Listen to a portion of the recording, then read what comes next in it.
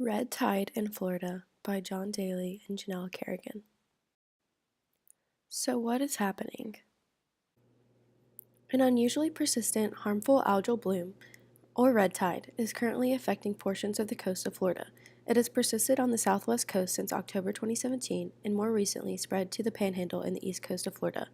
Red tides, caused by Carina brevis algae, produce toxins that can cause fish kills, respiratory irritation, and mortality of sea turtles, manatees, birds, and dolphins.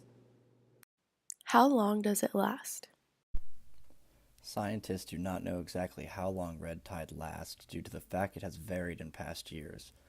The duration of a bloom in nearshore Florida waters depends on physical and biological conditions that influence its growth and persistence, including sunlight, nutrients, and salinity, as well as the speed and the direction of wind and water currents. This is the worst year we have seen in over a decade. Blooms of this algae typically start in late summer or early fall. The current Florida bloom is similar to a bloom that lasted from 2004 to 2006, with the greatest impacts in 2005. That bloom spread to northwest and east counties, resulting in severe mortalities of many species, widespread closures of shellfish harvesting, and hypoxic bottom waters, especially in reef areas. Duration. While not unprecedented in its duration, this bloom is unusually persistent. It started in October 2017 and continued through spring of 2018. By early summer, the bloom resurged and was detected in 5 southwest Florida counties. Some shellfish harvesting areas have been closed since November 2017.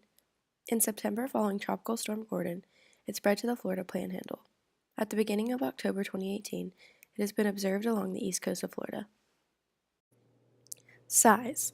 The size of the plume changes from week to week, and it is patchy. Not every beach is affected every day, so it is important to stay up to date with the NOAA conditions report. As of August 15, the bloom stretched from Pinellas County to Collier County, more than 150 miles. The impacts of red tide.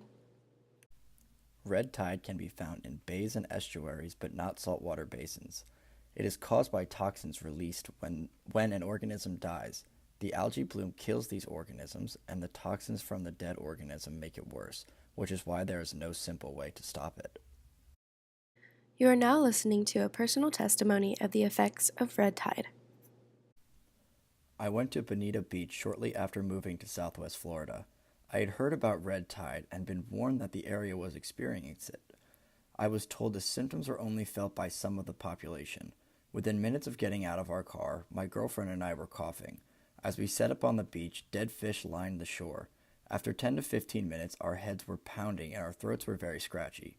We left and stopped feeling the effects shortly after leaving the area. Now I actively monitor the red tide in the area before heading towards the coast. It can move in and out of the area in a matter of days, so when it is red tide season, you have to be checking constantly. Effects of climate change on red tide. While the extent of climate change influence on blooms isn't clear, freshwater algal blooms are known to thrive in warm waters. Climate change will lead to higher air temperatures, which can have a corresponding effect on raising water temperatures. The EPA website states, higher water temperatures combined with increased stormwater runoff of nutrients can result in conditions favorable for algal blooms. Notice the spike in 2005. That's when red tide started, once, and we see the same thing occurring in 2018. What action can we take to prevent red tide? Scoop the poop. Pick up your pet's waste. Wash your car over grass or gravel, not on the street.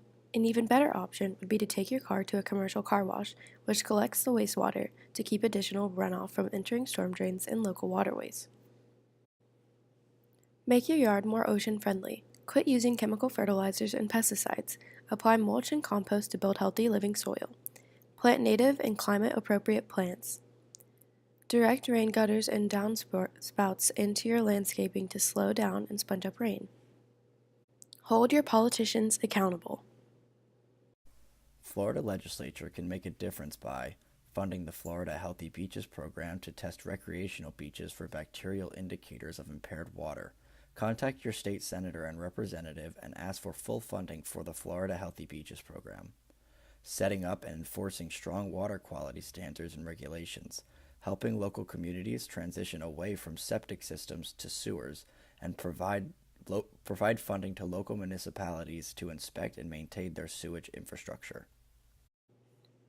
Local government can make a difference by posting beach closures and health advisories quickly and publicly, passing strong local fertilizer restrictions, implementing proactive programs to control stormwater pollution, inspecting and maintaining sewage infrastructure.